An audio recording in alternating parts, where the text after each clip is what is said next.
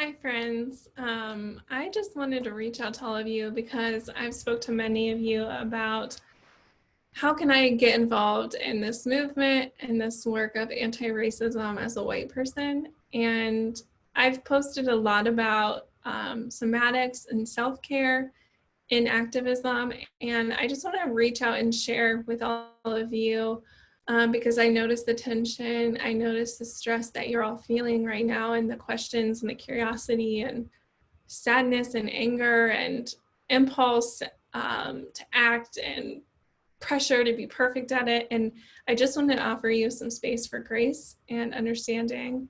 And when I think about my own role in this work, I think about how I nurture and how I take care of others. And someone once told me that I was going to take care of the world.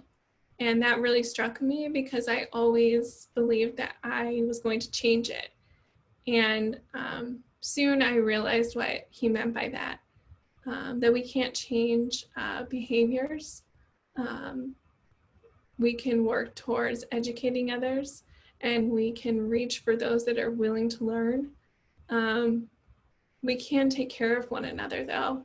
And Audre Lorde talks about the need for tenderness and studying one another to take care of each other's need. The NAP ministry also offers resources on this. But as you are at home or working, I just want to offer you space to take some deep breaths together.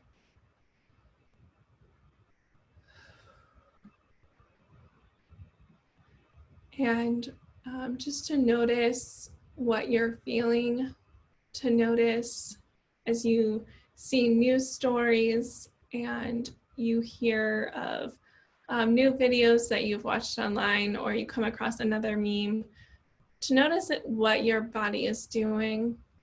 If your stomach feels tense or tight, to let it soften and to take a breath.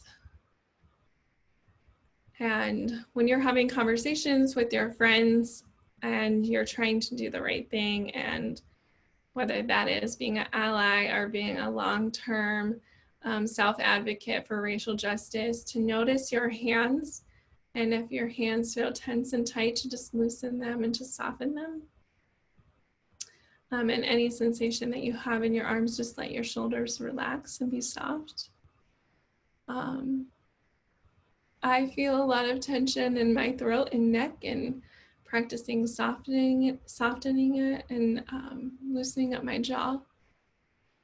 When I post about somatics and anti-racism work, it's really about being attuned to our bodies. And I shared earlier that when I began this work, I felt a lot of anxiety in my stomach. And I also felt a lot of anxiety in my chest, and I would have panic attacks just thinking about, oh my gosh, I've never thought about white privilege before, and I feel like a bad person, and I feel so much shame. And just letting your body lean into that and to be aware of that, because that's what can propel us forward, right? Is like, how do we heal in, through, and against white supremacy? There's a trauma around white supremacy that have harmed people of color, and there's trauma on the conditioning it's built in us to colonize, to take power over people, to be violent. And so I want to offer the space for you to heal from those characteristics of white supremacy, and to know that it's not in this work to be perfect. It's not in this work to act on impulse, to do this alone. I really encourage you to check yourself on any delusions of grandeur that you might hold, and just step out of the spotlight and allowing people of color, they're the protagonists, they're the voices that need to be heard, and to exercise your narrative humility. So there's not much